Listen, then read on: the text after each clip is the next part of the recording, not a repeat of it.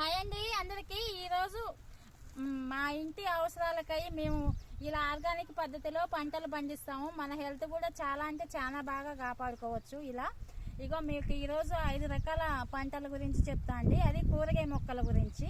ఇగో టమాటా అండి వేసాము, ఇప్పుడే పూత పిద్దెకి వస్తుంది. బెండలు, గోర్జిక్కులు, అవేమో నెల చిక్కుళ్ళు అండి. ఇగో ఇవేమో శనగ కూడా ఎలాంటి ఆర్గానిక్ పద్ధతి, ఎప్పుడు ఎలాంటి స్ప్రేయింగ్ ఉండదు. ఇంటి దగ్గర ఆవు పేడ తీసుకొచ్చి దాన్ని నేను చల్లుతా అన్నట్టు. ఇవేమో గోంగూర, ఇగో గోంగూర కూడా చల్లాము. మంచిగా గోంగూర పుల్ల పుల్లగా ఉంటుంది. ఇప్పుడే కూరకు వచ్చిందండి అంతా. ఆకుకూర కూడా ఉందండి. ఆకుకూర కూడా ఆరోగ్యానికి చాలా మంచిది. ఆకుకూరలో కూడా వేస్తాము మేము.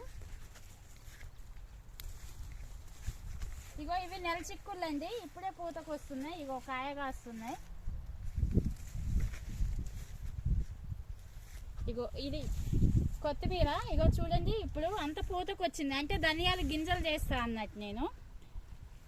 ఇంతవరకు వాడుకున్నాక ఇగో ధనియాలు అవుతున్నాయి చూడండి ఇప్పుడే. అగో చుక్క కూర అండి,